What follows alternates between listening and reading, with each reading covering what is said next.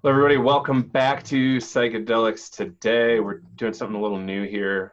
This is our kind of Friday weekly edition that we're doing. Kyle and I decided to start issuing extra podcast episodes because folks might be running out of podcasts at home. So we don't want that to happen. And there's still plenty happening in the psychedelic space to talk about. Mm-hmm. So I guess before we jump in, let's talk about our sponsors. We got Audible, awesome audiobook platform.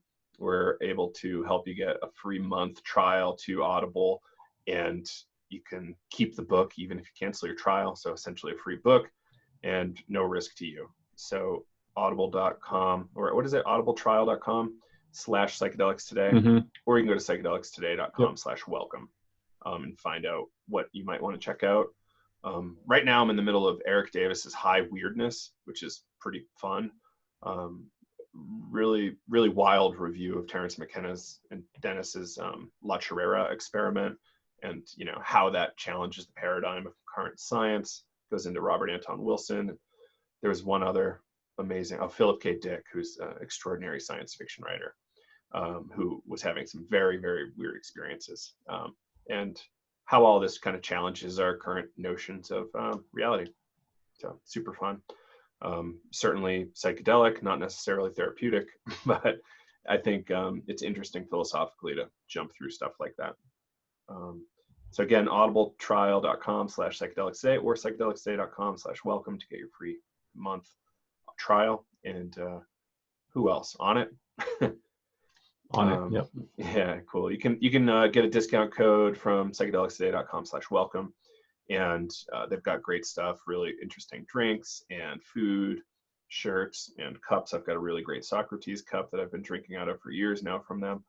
And what's the discount? About 10% off of non-fitness 10%. related, non-fitness related products, and the code is PSY today. So you can check that out and go get a discount over at On It. Get some good stuff. So I think that's it for current sponsors, maybe. But you can help us out over at Mm-hmm. patreon.com/psychedelics today. We're starting to add some bonuses and extras over there just to incentivize folks to hang out with us and support our project. And I guess the biggest news is that we wrapped our Psychedelics Navigating Psychedelics for Clinicians and Therapists. We just wrapped that last Thursday, and we are now marketing for our May and June edition of Navigating Psychedelics for Clinicians and Therapists. It's an 8-week program, and we work you personally through lots of material, support you through the process, and help you explore this new kind of crazy terrain. Especially if you have a professional interest in the topic. Cool. Anything you want to add about the class, Kyle? Yeah, hybrid model, really fun. There's a bunch of pre-recorded material. Go through it on your own time. We do send out a syllabus to follow a certain trajectory, and then meet up for class time. So we have about an hour and a half of processing, Q&A, and just general discussion about the content, and really digging into the nitty-gritty of these topics. So it's a really great way to learn, and it's a little bit more sometimes didactic and interactive than just watching a video. So if you want to join us, psychedelicseducationcenter.com, and you'll find the link over there for Navigating Psychedelics for Clinicians and Therapists. Yeah. Or if you have any questions, email us, psychedelicstoday@gmail.com. Possibly worth noting our orientation. We come from the Stan Grof LSD psychotherapy tradition, and that's in the tradition of Freud and Jung, and the whole psychoanalytic depth psychology tradition. And Kyle extends it with his own master's in somatic psychology and our own personal experiences with breathwork, psychedelics, and other stuff. So we think it's really cool. It's transpersonal psychology oriented, and that is for some people. It's also not for other people, but we think transpersonal psychology is really helpful for psychedelic stuff, just generally. I was gonna say medical psychedelic stuff, but then I was like, no, like I had a very non-medical situation. It was very helpful to have this framework. So um, yeah, I think that's it on that. So what are we doing here, Kyle? Guess we're gonna try some of the like a weekly check-in every week on Fridays, talk about some news, talk about things that have been going on, and just yeah, offering a little bit extra outside of the interviews. So something we'll try out. Let us know if you like this new format or some extra episodes, and we'll keep at it. So Yeah, yeah. cool. So what's been going on in the past few weeks? It's been kind of crazy. Right. So yeah, I've been essentially shut in for 3 weeks now. It's pretty crazy. But really the biggest difference for me is that I'm not going to the gym. I'm still working at my computer a lot. I think I did catch coronavirus. Me and my girlfriend were pretty sick for a little while, and it wasn't until like I'm better now that I realized how sick I was, and it was not pretty. So Mm, thankfully we survived. Not yeah, it's There's a pretty lot of scary. others who aren't surviving, which is terrifying. But yeah, we did. So um, yeah, I did not get tested. If someone wants to know, they weren't allowing testing for people that didn't need to be hospitalized in my county. But not being able to taste and smell was the symptom going on in my household. So very unique to Corona. Did you have that symptom too, No, or Allie just the? did, but I didn't. It was kind of weird. There's if she had it, which I definitely think she did, based on her symptoms, there's no way. Like I wasn't being careful at all. There's no way I avoided Right. contracting the virus in some way. Um, but I was really sick, really, really sick in a new and unique way that just felt really novel. Um, Hmm. and cases are really low in my county, but it doesn't mean that um, it isn't out there. Yeah. So what's going on in New Jersey in your homestead? So trying not to look at the news, but also trying to look at it to just stay informed. But yeah, the New York tri-state area seems to be an epicenter. There's definitely a lot of cases, so I'm definitely worried about family and then friends and colleagues in the area as well. As New York is really starting to grow in cases.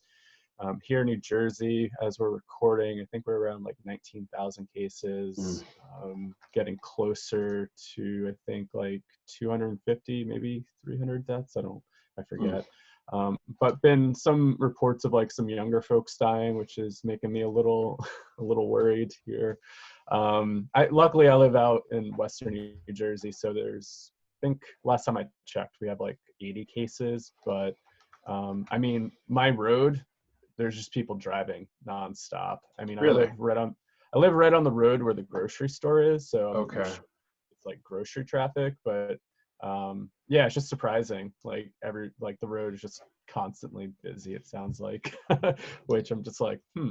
And I also don't know about too much testing in my area, so I'm just assuming that there's probably a lot more cases than they're actually reporting in the county here, just because of testing. So I don't know. I'm trying to be careful. I haven't left the house, and besides just like getting out and walking in a few weeks. So yeah, I don't know. My death anxiety has definitely peaked. uh, Yeah. It's a scary time. We don't know if any of our loved ones will die, or us getting hospitalized or dying. It's really creepy. And this is going to impact humanity and life on Earth. I don't know in what ways, but I think this is the scenario that says, oh, this fragile ecosystem of commerce and whatever is really fragile. We thought it was, super mhm. resilient. In fact, people have just been planning for just-in-time delivery, no warehouses, no stockpiles of anything, and yeah, that just breeds fragility. And we can plan for resilience. Like permaculture is kind of the study of resilience, and there's plenty of other areas that we can model from. And improve. So, hopefully FEMA gets better funding. Hopefully the CDC, WHO get better funding. Hopefully we get the whole pandemic response team was fired at the federal level a couple of years ago, and hopefully we can hire them back because, this didn't really happen when they were hired. Not that it necessarily would have happened, but they at least were able to respond at a really high level. And, potentially hundreds of thousands of deaths domestically from this. We don't really know what the number is going to look like, but from what I heard, it was something that Trump was just reporting, like probably like over 250,000 that they're estimating. Right. It's tough. Like just a couple days ago, he kind of was congratulating himself at the good job he did, that there was only going to be 100,000 deaths ahead of time. He's congratulating himself. It's like, oh, okay, cool. I guess numbers aren't your strong suit, bud, but Christ, like, I don't know what, it's just creepy. And it's, hopefully we're going to get through this. We are going to get through this. There's going to be a lot of people that die, but we will survive and life will go on. Just what does it look like is the real question. And how do we, as, psychedelic kind of I hate to use the term consciousness leaders, but like, we've got, theoretically speaking, slightly more matured consciousnesses than the masses because of our psychedelic experiences and time in meditation and whatnot. But, how can we show up as leaders? And, like helping people kind of calm down a little bit and potentially make smarter actions. Because when we're in a fear state, we're not necessarily acting as primates. We're acting from our kind of reptile brain and like snap response, fight or flight. That's not a great way to make rational, kind of well thought out decisions, So maybe we can help people get into that more calm state to start understanding what kind of decisions they should make. Yeah. I'm curious, like, what your thoughts are, and this is, I guess, a little off topic, but I don't know, all the psychedelic people I follow, and or just, I guess, like people on Facebook, we're definitely in like a little psychedelic bubble of people sending friend requests and stuff. And I noticed my news feed is just blown up with like 5G stuff, all this like conspiracy theory stuff. And then so as a community, I also wonder, like, what are these narratives that are being told, and what are we believing in? And sometimes I feel like in the psychedelic spirituality world, we are a little bit more susceptible to, say, weird ideas. As Terence McKenna used to say, psychedelics are dangerous because they promote weird ideas. And I've been having this conversation a whole bunch of these dual narratives. And how do we hold space for all of it? Whereas, people are getting sick and dying, and there is a real public health threat going on that we need to be really conscious about. And how do we be really safe and, make hopefully healthy decisions so we're keeping our communities and friends safe, because this is a real thing that's happening. You possibly came down with it, so it's not like I don't know anybody that has. I was just on a call, somebody's brother has it, and they're in ICU, and it's like, it's starting to ripple in, going, oh, people are getting sick. On the other side, I was just listening to a clip by Joe Rogan today talking about like the whole military martial law type of scenario. This is a really great opportunity for governments to like kind of step in and take advantage, and lock people down and really implement things that we're not aware of. And it's like all this stuff could be happening, right? And I think as a community that is, I guess, like primed to thinking about, odd alternatives and narratives, we can kind of buy into it a little bit here and there. And so, it's so hard to really pull the facts from everything. And I think there's a lot of stuff out there, and it's like, well, what is really going on? My first response is, if there are these conspiracies, if 5G is a thing, if, the world leaders trying to take over, and then you get this other weird stuff about massive arrests happening to, the satanic side, there's just all this stuff going on out there. But then I always come back to, there are people that are getting sick and dying, and this is Literally. a real thing. And Yeah. so how do we stay grounded and really just think about like our safety and how to protect like our communities and stuff. I I don't like know. to, so Mike Margulies gave me this Facebook feed eradicator plugin for Chrome browser, and I don't have a Facebook feed anymore, which is amazing. I have to literally like go to groups to like see things, which is awesome for me. It helped my mental health tremendously. But I still see all this stuff in these groups, and I played for a long time the occult and conspiracy space. It was, I took it very seriously, and I was like trying. I never. So after years of digging and digging and digging, I never found solid ground. I never found a good foundation on which to rest a solid conspiracy. So I landed where Robert Anton Wilson did, where it's probably like there's multiple factions fighting it out. It's not just one organization. I don't think there's one. The Chinese mafia and elite are not necessarily in league with what the Americans are up to. So that at the very least is a great way to level the playing field. And he also tried to say, how about you and your friends are the Illuminati? How about we become the Illuminati and think of ourselves that way as the intellectual elite and the most powerful people on earth that can make the most amazing changes. And I anything that's empowering and lends agency is really helpful. I think in times like this, the conspiracy media just super ramps up. People are afraid, so their cognition is impaired. And somebody with impaired cognition is just going to go, oh no, I'm going to freak out, and then I'm going to make some fucking homemade bombs and blow up 5G antennas. It's like, what are you doing?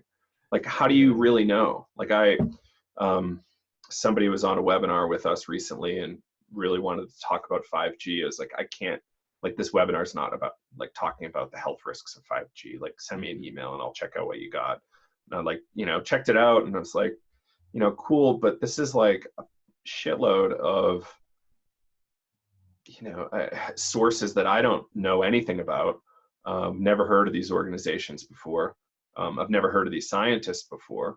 Like, yes, there's a couple articles from real institutions, but I didn't necessarily want to make the jump from like this article to 5G being dangerous, and this is not my profession. Like, I'm not like a professional conspiracy guy or a professional 5G activist or something. Like, this is something that is a very specific niche, and perhaps they need to hire better PR people to make a better story.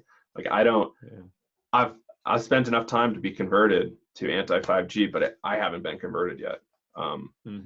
And there's a whole bunch of shit going around about like Corona being a biological weapon or something. And I'm like, I don't, cool, but like, what do you do with that? And the way I'm kind of leaning it is like, I don't have enough evidence to say if that's true or not.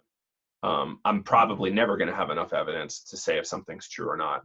The same way we don't know it.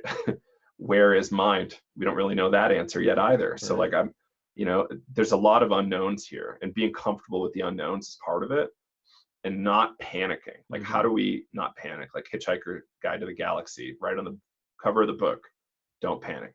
Like, how do we not panic as we're going through this crazy hyperspace, a hyper-connected situation that we were not evolved for this moment. We were evolved as hunter-gatherers and small tribes. We're not evolved for hyper-connected internet. So our goal is to figure out how to evolve to be able to handle all this stuff, or our job in a lot of ways as a culture. Like, how do we handle this, or how do we build tools that help us handle it better, or whatever. And maybe you give these things probability ratings. Like, do you just give it like a, I don't know, I give the 5G thing like a 10% chance of being a really bad thing. I give COVID like a 0.25% chance of being a biological weapon. And in the because we have zero evidence indicating that it comes from biological facilities, creating weapons, like, there's, no reason to really believe it, and if we look at the third world, I'm sure there's going to be a ton of countries that try to take a lot of power away from the people and try to centralize it. In the first world, I wouldn't be Hmm. surprised if some countries try to do that. But what do we do with that? Like, I don't, I Yeah. we've got a constitution, we've got a bill of rights, we've got a whole lot of laws, and if we stay brave and realize that we do have power, like, nonviolent action, nonviolent direct action, a la MLK and Gandhi, very powerful, very influential. Like, even if they decide Hmm. to, start doing nasty stuff, we can still push back and reclaim what is ours, given, Constitution, Bill of Rights. So I don't know, like, it's going to require bravery. Terrence McKenna's Yeah. line, "Nature loves courage," that still holds. Hmm. Yeah, So totally. it, this is all nature. We're all on spaceship Earth here. We're all on one rock flying through the cosmos at an incredible rate, spinning around the Hmm. sun also at an incredible rate. We don't think about the sun moving, but the sun's moving incredibly quickly as well. Um, Yeah. yeah, so I don't know, man. Like, we're primates. We're trying to deal with all this shit. It's really easy to manipulate primates. Like, there's a lot of Hmm. data on it. Like, marketing and PR has been, really well fleshed out and studied. Corporations use this stuff consistently to manipulate us and our behaviors, voting patterns, buying Yeah, behaviors, etc. So, stuff's out there. It's easy to be paranoid, but who's pulling the totally. strings and why? And, what do you do? I don't know. Yeah. You prepare. I liked this. I used to listen to a prepper podcast. um, I totally forget what it's called. It was like permaculture and prepping, so I was into it. And the guy made this kind of framework for you prepare for what's most likely to happen. So, like, you're living in Mm, Colorado, prepare for wildfires, prepare for right. serious snowstorms. Um, and I did have to evacuate my home. California, a lot of people had to evacuate for fires. It seems pretty reasonable. In the Northeast, we don't have too Yeah. many fires. What do you prepare for? I don't know. Traffic, maybe, OPEC or the Saudis kind of manipulate the gas prices and it goes up to like $35 a gallon. Maybe you prepare for that somehow. I don't know how. Yeah. There's scenarios that you can plan for. Hurricanes, like Hurricane Sandy, that Yeah. with climate change, shit's coming and it's going to get more regular and more severe. So how do we prepare for that? Like, and plan for Hmm. resilience. Well, that's something that I keep coming back to is what this has been really teaching me is like, how do we build resilience and how do we prepare for, climate change is happening and even just this idea that, a pandemic is going to come back, right? I mean, we don't know what this is Yeah. going to morph into, but also I listened to Next this winter plus TED other talk. viruses. Yeah, and like, they were saying as like ecosystems collapse and different animals start intermingling with other ecosystems, like more viruses are probably going to, be on the forefront of our future. And it really kind of gets me thinking back to like some of my transpersonal experiences of like what really matters in life and thinking about like preparing for life in itself versus preparing for like some of the cultural things, right? I always think nature will take over in some way, and how do we live with nature and prepare for that stuff? Technology can definitely help out, but I feel like we've tried to prepare more for cultural things versus like actual natural things. And something that's been kind of coming up for me in the past like few weeks is like life is happening, and I feel like a lot of us have forgotten about life.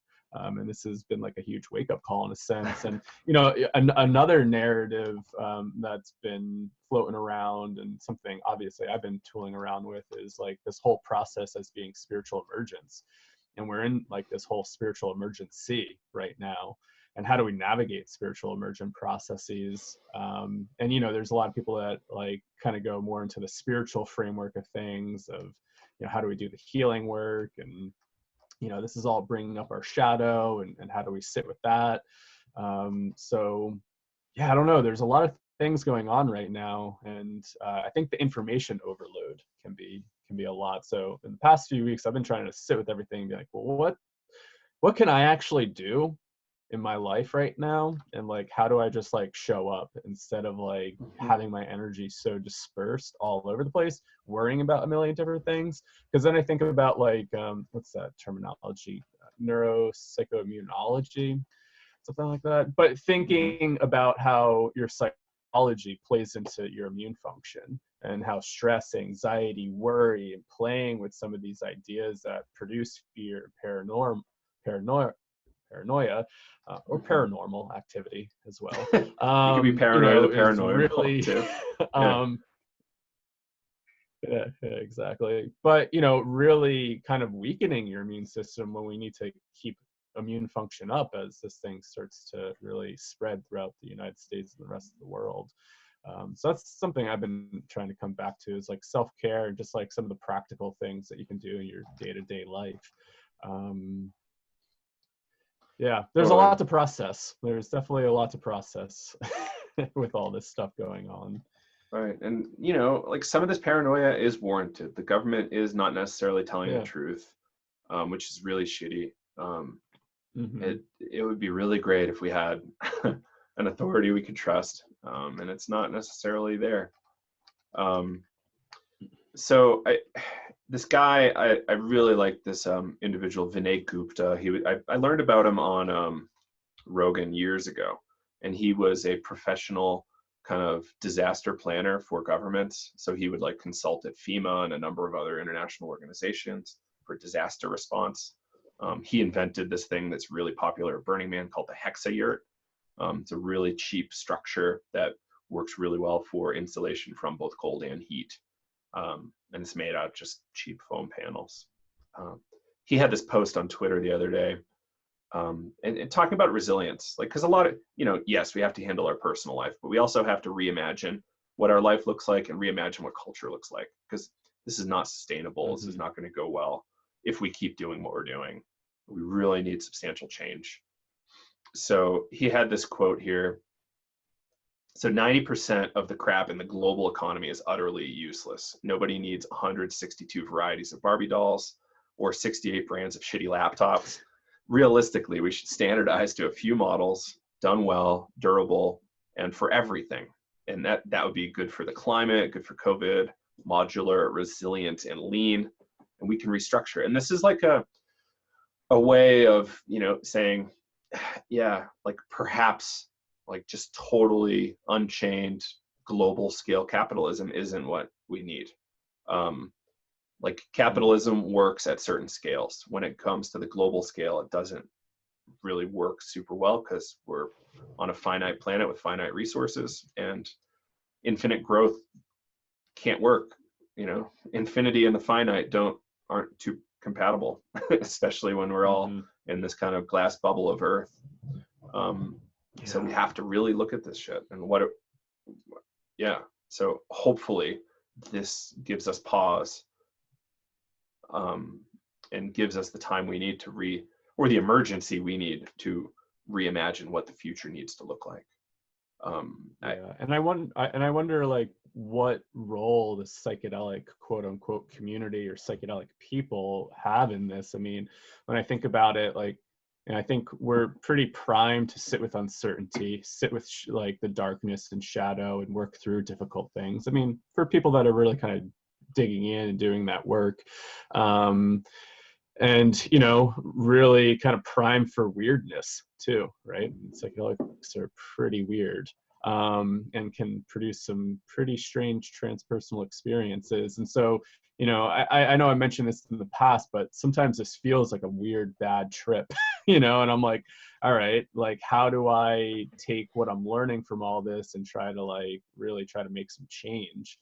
And, you know, I think a lot of people in this community are really creative and have a lot of these like ideas, looking at permaculture, looking at alternative systems, and thinking about like, how could we reimagine the future? How can we work through this and hopefully move forward and create a new kind of cultural norm and new ideas out of this? For me, it does feel very psychedelic. I mean, contemplating death every day, thinking about what's going to happen, thinking about like structural weak points, having new creative ideas on what the future could look like. and instead of like sitting around just kind of being entertained by things, which it has its place and we need some self-care to zone out, really thinking about like, what does the future look like and how can I start to move towards that? What can I offer the future?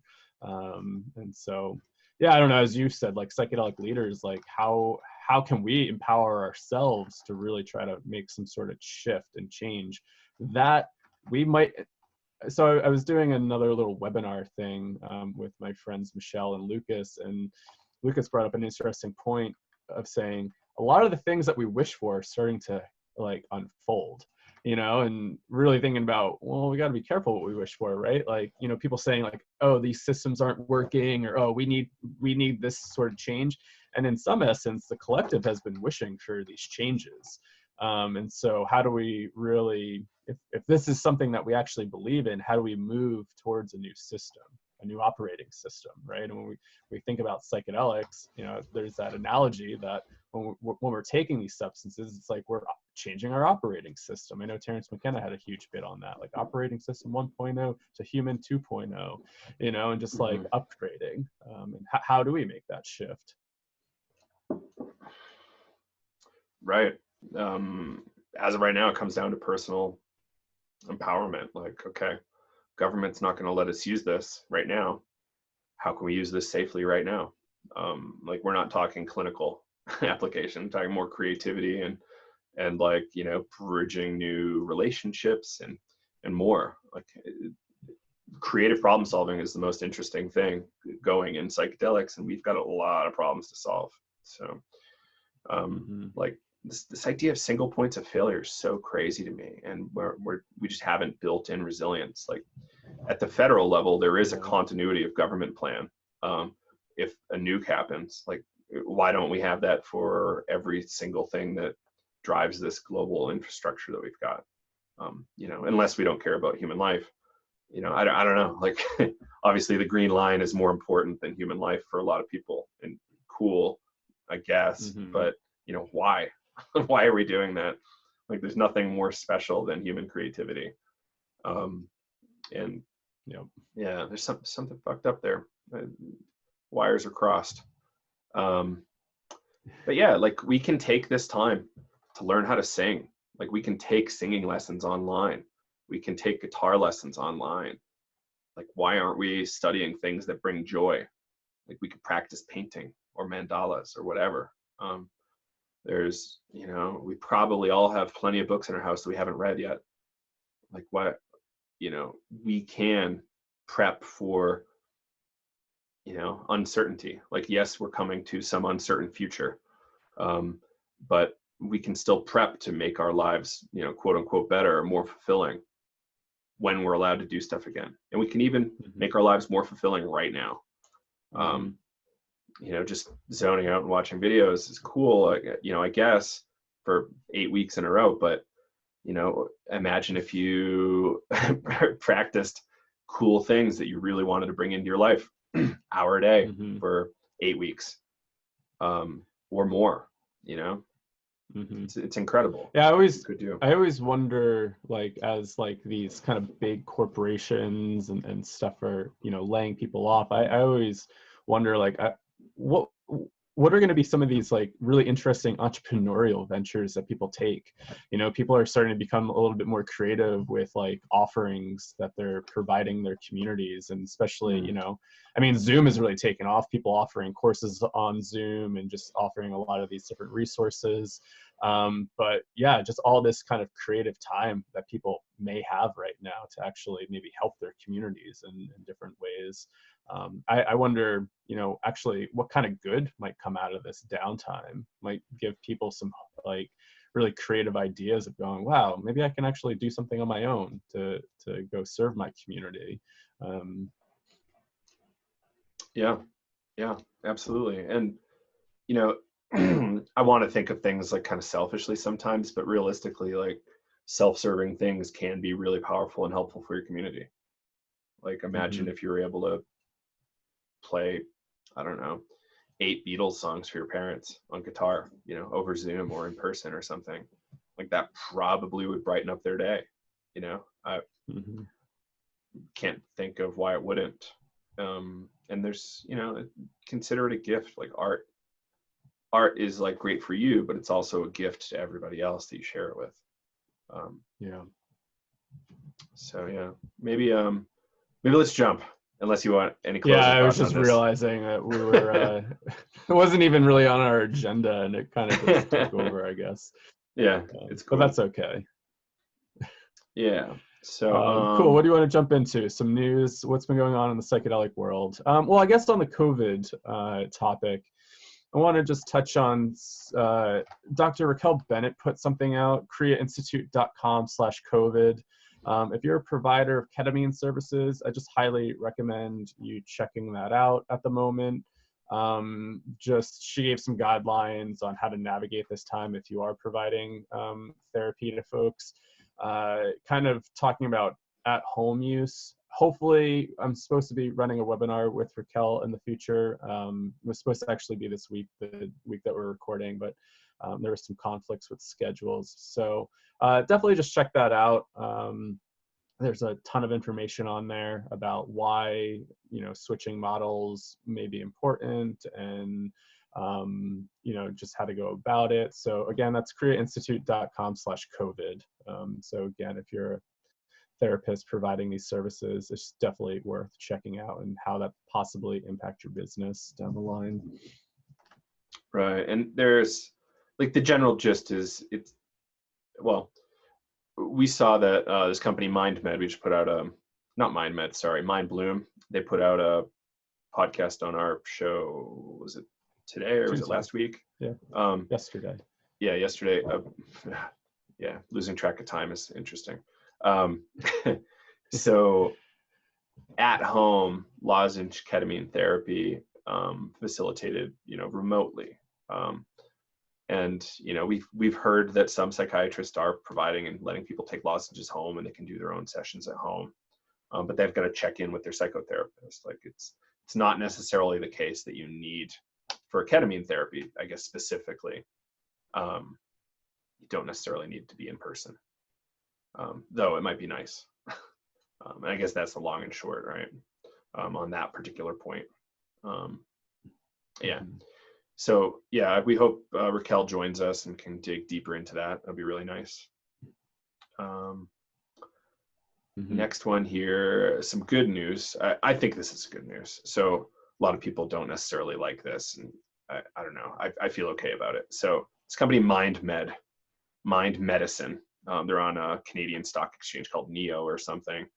They call themselves a leading neuropharma company for psychedelic inspired medicines. So right now they're working on this drug 18MC, which is I don't know if an analog is right. They based the molecule on iboga, and the concept is it's a non-psychedelic iboga to help treat people with opioid addiction. So hopefully it helps people just ease their detox. I don't know how psychedelic it is, honestly. And I have a tendency to believe it's less effective than iboga or ibogaine, but at least they're bringing a drug to market that's better than, Suboxone or morphine or something. People just, in addiction don't necessarily like being on maintenance drugs. And I'm sure there's a weird conflict there when you go to a 12-step meeting and you're using, Suboxone or morphine to stay off heroin. Like it's going to be something strange about that.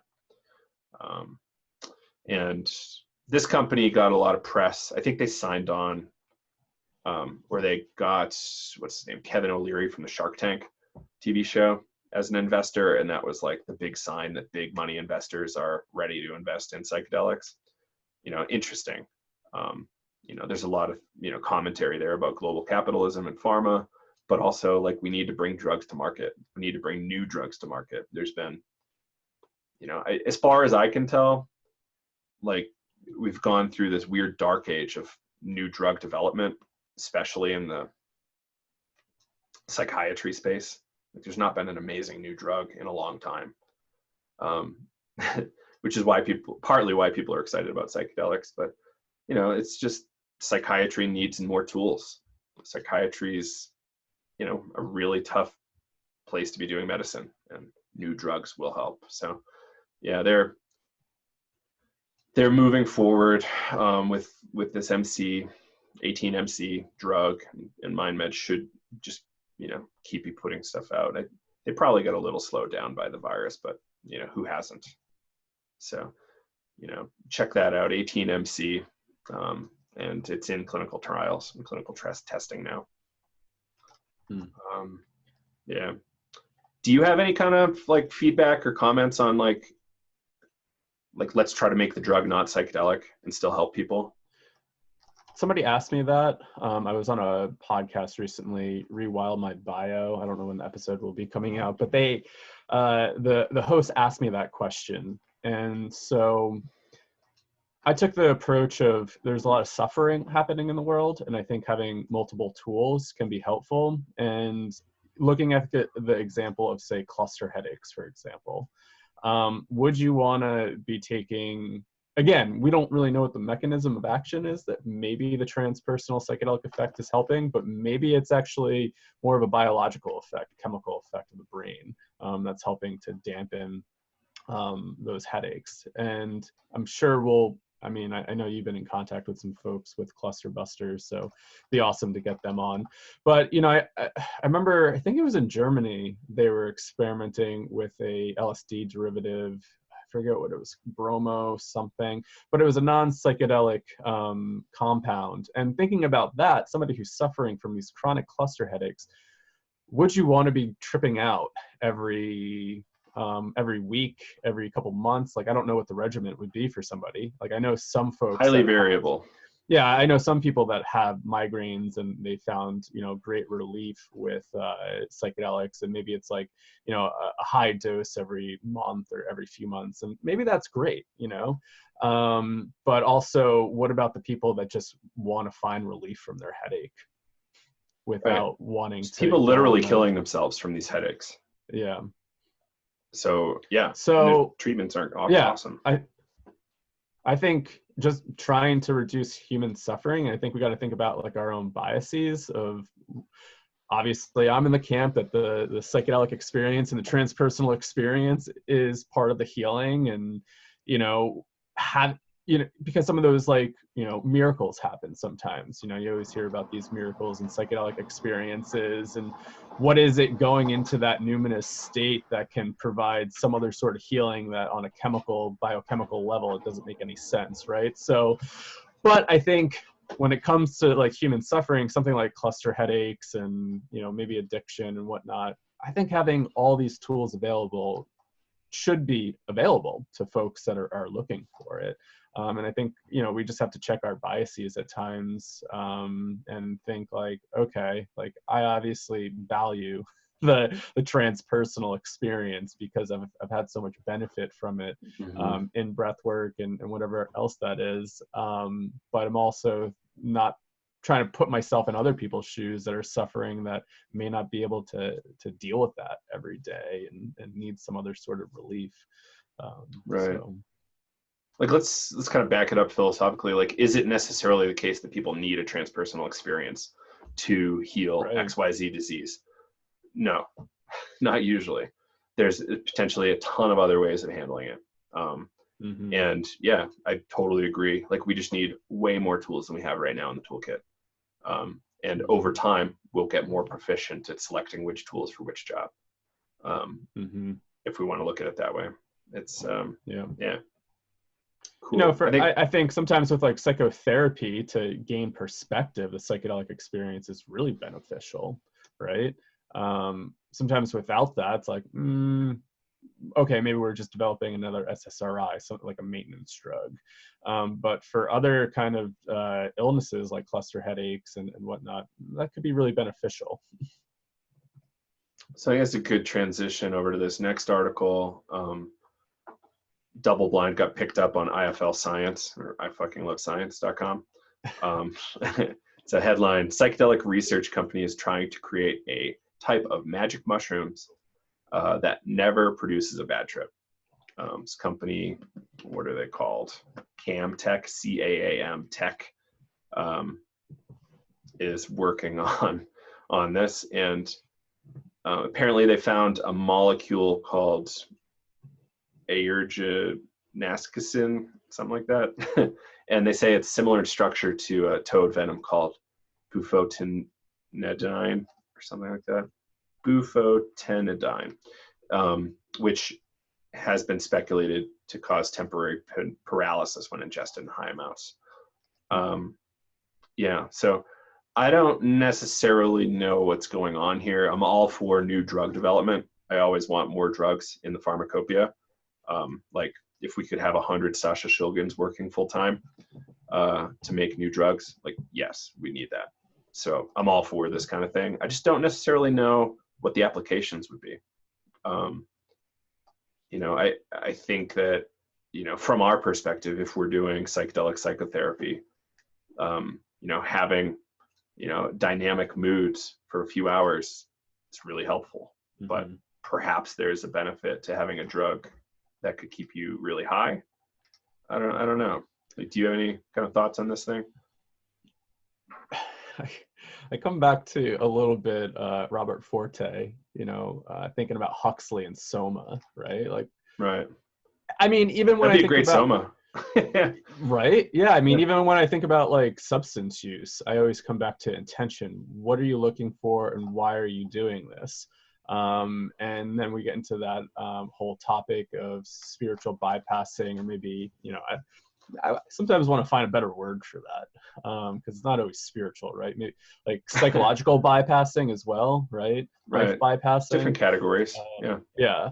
And, if we just want to feel high all the time and feel good, that's great. I mean, it's nice to feel happy, but I think that's also taking away from honoring all human experience. And I think instead of labeling things bad, good, like all experience, all emotion is valid. And to want to take something bad away, I don't know, I think that devalues human experience in a sense of like, I just been listening to some talks with Martine Prechtel, who, if you guys been listening to the show, I bring him up often, just about grief and praise, and how grief is just so embraced when he was down in Guatemala in the Mayan village, of like just really sitting with all the pain and really just grieving a person's life. And, in our culture, it's like, we don't want to do that, right? We want to suppress it because it feels weak, or that's a bad emotion. But to actually just sit there with that, to actually express it, to feel it, I think that's important. And I think there's such a focus on wanting to feel good all the time, especially in our maximization, optimization culture, where we want to get rid of all the bad things and just function at this high level all the time, that we're trying to strip away parts of ourselves that make us human. Grief and sadness. I mean, those are the things that make us appreciate life. Think about right now, all this suffering. It's really has me turning inward and being like, wow, what do I actually appreciate? And really just appreciating the small things. And, most people that have been following us know that I don't have a spleen, so I'm immune compromised. And, I was talking to somebody the other day, and, my death meditation is definitely increased, of going, well, I don't know what this virus would do to me if I catch it. And I made this comment of like, well, I guess if anything happened, I at least got 16 extra years. And that was like a huge thing. Somebody reflected that back to me and said, wow, do you know what you just said? Like, every year has been a bonus year, because I could not be here talking to anybody right now. It was pretty much like 5 minutes away from actually not coming back. And so all these years have been really bonus years, in a sense, that I'm viewing all this. And that, like, having all this suffering, grief, and quote unquote bad negative feelings makes you appreciate things a little bit more at times. Obviously, if you get stuck in these negative thought loops, that just perpetuates more suffering. But to some extent, we don't want to eliminate that from life totally, right? It gives life meaning. It helps to produce life, in a sense. So yeah, that's huge, man. And that's a cool realization to get. Um, yeah, and we haven't really talked about that. Like we haven't talked about like psychedelics and death too much, though inextricably linked. We've certainly talked about your story a lot, but we haven't really necessarily like explored the topic at length. Yeah. But yeah, like mortality, like understanding that as soon as you're conceived, like you're gonna die. Um, and what were you before you were born? Like there's all sorts of like interesting meditations you can do on this topic. But yeah, it's I've been surprised that like my fear of death has kind of like dropped a lot. I don't know why exactly. It's more like it's my time. It's my time. All right. Yeah. Try my best to live, as long as I can for the most part, because I'm having a good time. But yeah, it's So yeah, back to the soma thing. It's interesting. Like I'm thinking about like partying. Like would I choose to like get rid of the weird that could like breed anxiety? Like I don't know. Like I really appreciate like the roller coaster of the psychedelic experience when I'm wherever I am, like in a party scenario or otherwise. Like oh okay, I need to sit down for a little while, or that person over there is really freaking me out. Like it's okay. Like that's kind of part of the fun of it, honestly. So yeah, of course I would try it if it was deemed safe, but I don't know that I would choose a novel compound like that. Even 2CB, it's like this blend, it's a shitty analogy, but somewhere in between MDMA and LSD. It's definitely different than that, but that's the best kind of phrasing. Simple phrasing. It's like there's still some shit that can come up. Like you can still get a little crazed and scared. So well, and those are the things that make you appreciate life. Like I'm just thinking back to like my last ceremony at Soltara, and I just couldn't stop laughing towards the end and being like, thank God I'm back. I am cherishing this moment right now. But if it was all just like rainbows and happiness, it would have been like, who knows? Maybe I wouldn't have had that appreciation of like, oh man, thank God I'm returning back to baseline right now. I don't know how much more of that madness I could have taken, So yeah, the downsides, I don't know, for me, make me appreciate things a little bit more. And trying to cut that out of life, I think, is just devaluing the human experience a little bit. Right. Yeah. Yeah, absolutely. Cool. So let's talk about this next one here from Vice. I think you found the actual research article, but the headline on Vice is researchers got people to hallucinate from fake psychedelics. And we've heard stories about placebo triggering psychedelic experiences from researchers at places like NYU. So like Benadryl could precipitate extreme experiences. But yeah, did you take away anything special from this when you were reading through it? Yeah, I'll maybe read a little bit of the method and whatnot. So the article is called Tripping to Nothing, Placebo, Psychedelics, and Contextual Factors. And it's in the Journal of Psychopharmacology. I'm on Springer link, and I think you can get the rationale and methods and whatnot here. So is it possible to have a psychedelic experience from a placebo alone? Like most psychedelic, I lost the page. Most studies find few effects in the placebo control group, yet these effects may have been obscured by study design, setting, or analysis. So 33 students completed a single-arm study examining how a psychedelic drug affects creativity. The 4-H study took place in a group setting with music, painting, colored lights, visual projections. Participants consumed a placebo that we described as a drug resembling psilocybin, which is found in psychedelic mushrooms, to boost expectations.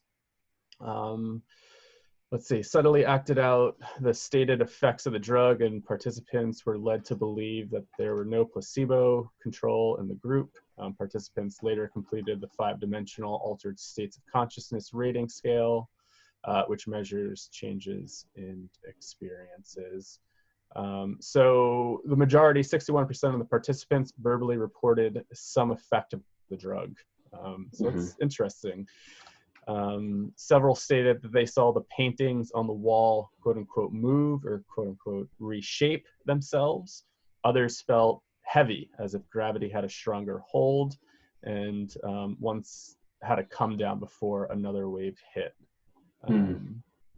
So their conclusion: understanding how context and expectations promote psychedelic-like effects, even without the drug, will help researchers to isolate drug effects and clinicians to maximize their therapeutic potential. So, this is also something I think some of the MAPS researchers and people that do psychedelic research have also pointed out. I remember when I was doing the week-long MDMA training, the myth authors did say, there are a few times where participants thought they were on MDMA and they thought the participant was on MDMA.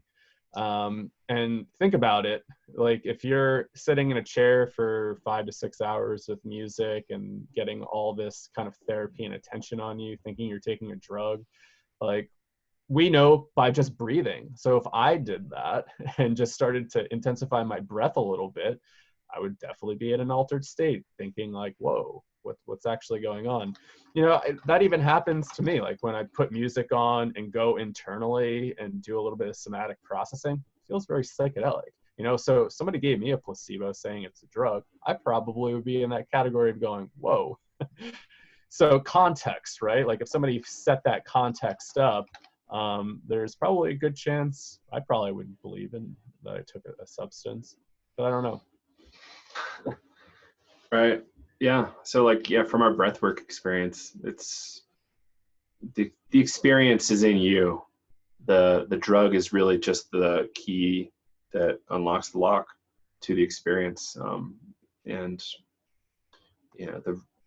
there wouldn't be the magic if you didn't have the human being. And the magic's all in there. So yeah, it's really interesting spin, and it's good to know. It's great for people to know that placebo can have extraordinary experiences, and beyond that, like Wim Hof's holotropic breathwork, transpersonal breathwork, all this stuff is amazing. And I'm sure some people in Hakomi or somatic experiencing have had like really extraordinary experiences that would look highly psychedelic. If you share those experiences with psychedelic people, you're like, wait, no drugs? Like, yeah, no drugs. It's just there. There's endless stories about yoga and meditation. Go ahead. Yeah, I wonder too, even just being like, say, like you created up a group, like, thinking about like Aya ceremonies, they always say, you don't have to take the medicine to receive the healing. Like what type of experiences are people having in the Maloka when they aren't taking the substance? Are some of those people having a transpersonal experience, feeling like they're in that medicine space to begin with? I mean, obviously there are people in taking the medicine or the substance, and you get into that idea of contact high, so maybe they are in that like energetic state to begin with. But yeah, I mean, what is the container? How does the container actually produce experiences? And I think, yeah, as we're saying from breath work, it's the container and just this focus of going internal that can really produce big experiences. And that's really taught me a lot of the stuff's inside of us, right? Right. Like it's not necessary to include machine elves and spirits and whatever else in the conversation. Like sometimes it might be helpful, and sometimes it might be really meaningful for people. We don't necessarily need that stuff. If we believe that stuff, these things are all around us anyway, all the time, ever present. So it's interesting. Cool. And let's see here. Is that all the stories we have? Maybe we can mention briefly the shadow panel that you're developing. Yeah. So putting out a course called Psychedelics in the Shadow. And it is 7 to 8 interviews exploring the different sides of the shadow of psychedelia. So talking about how to work with the shadow in psychedelic experiences, and working with shadow in ketamine therapy. What is the shadow? Kind of the shadow side of ayahuasca tourism, getting into, maximization culture, how even that is producing shadow sites in psychedelic tourism. And yeah, we cover a wide range of topics, just really focusing on the shadow side of things. Mostly we're looking at this Jungian concept of shadow and, you know, how to work with it, and just exploring that. There are pieces I wish we got into more. I mean, if I just kept trying to schedule interviews, I would never get this thing out. So hopefully this is just the first part of something larger in the future where we'll be able to explore more of these topics in depth. But yeah, just even the shadow side of capitalism. I mean, we did touch on that a little bit, of like the capitalistic side of ketamine treatment. So I think in the future want to get more into the structural things, which we did cover, but just it seemed more focused on like Jungian shadow work and exploring this in psychedelic. So some of the interviews that we have, Dr. Joe Tafour, Dina Rogers from the Temple of the Way of Light, and I am co-hosting this with Dr. Ido Cohen.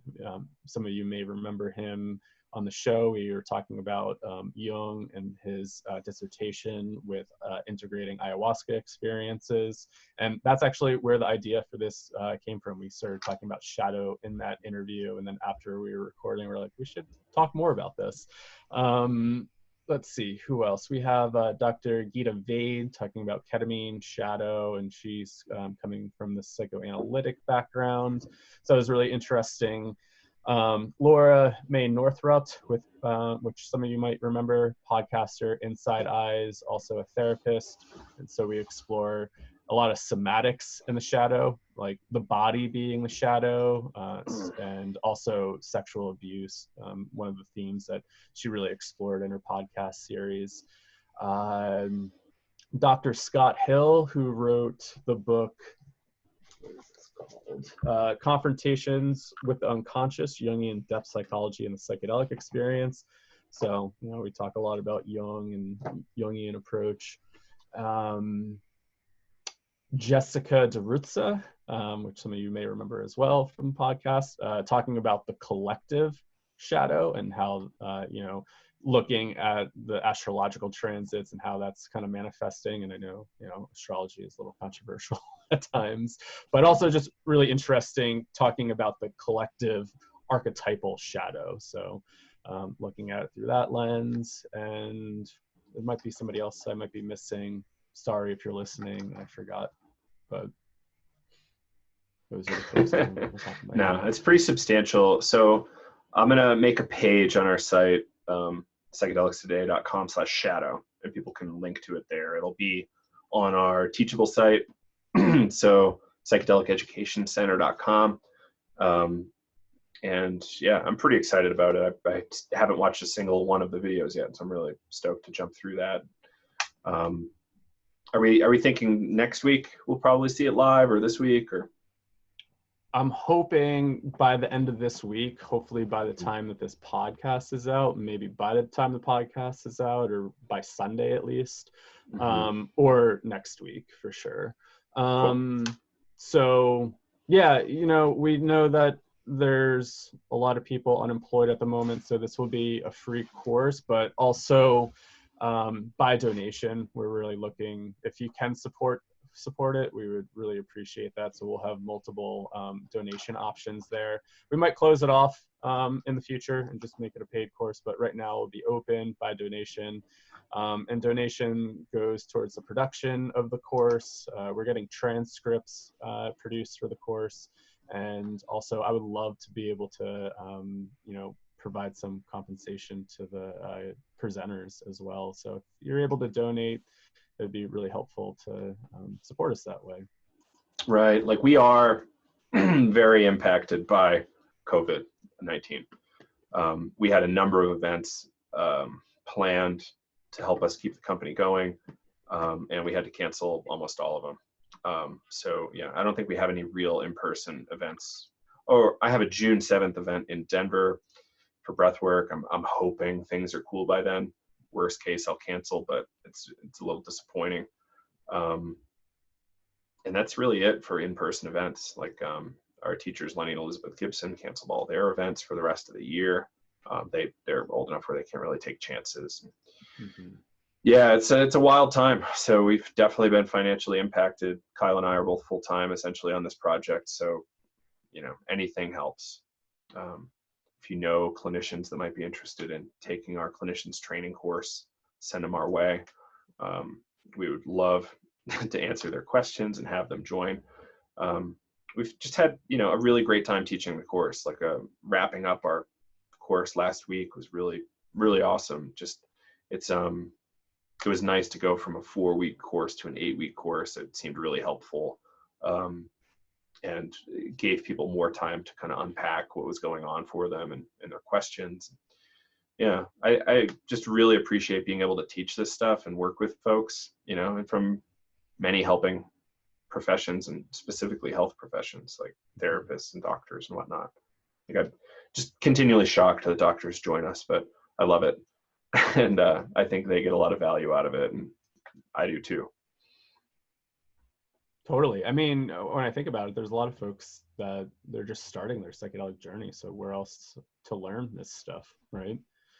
There's very limited training options. So we would just want to provide that opportunity to dig into this material and provide it from our theoretical background, which is, sometimes a little different than other training options out there.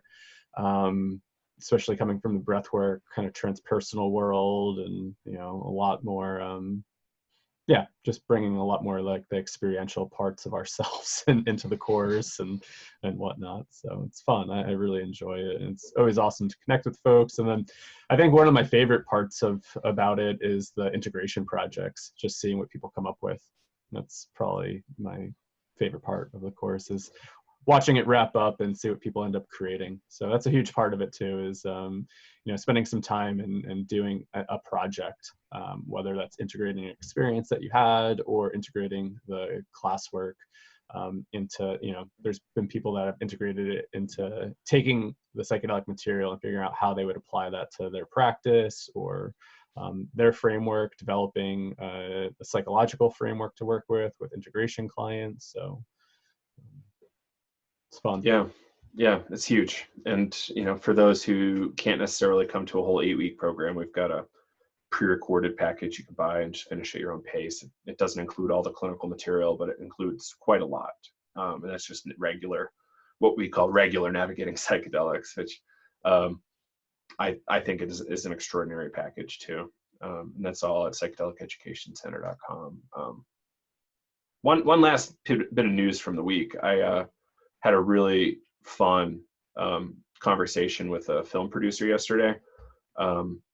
He produced this independent movie called Malibu Road. So it's kind of like a fictional historic take on, the 50s, 60s, and 70s acid scene in Malibu, like a little north of LA.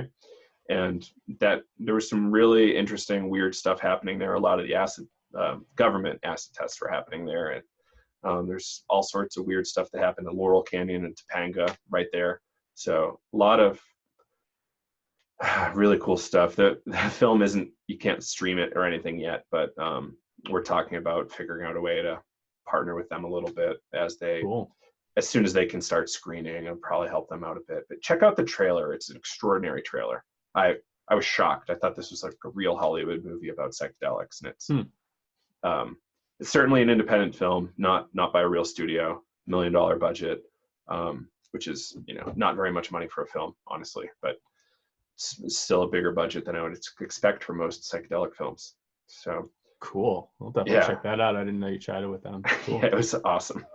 We chatted for an hour and 45, just like shooting the shit, talking about the film, the project, the backstory, and yeah, it was awesome. And the stuff they're going to produce after this film is even possibly cooler. I won't say anything, but I was like, oh hell yeah, this is so awesome. I'm so happy there's filmmakers doing stuff like this. So finally, movies that'll really tickle me and educate and enlighten, entertain. Yeah. At the same time. Cool. I guess that's it. Unless there's anything else you want to jump into. No, I noticed that we're over an hour, so that went by pretty quick. Yeah.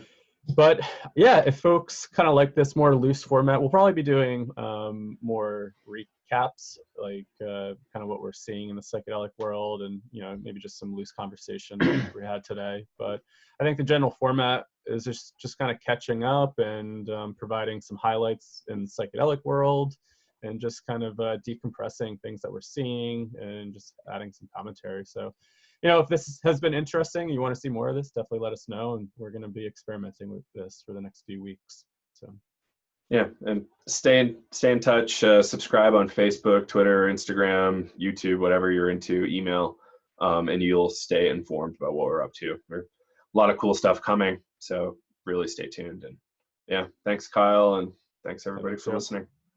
Joe and Kyle signing off for Psychedelics today. We'll see you on the next episode. Stay safe, stay healthy. Absolutely.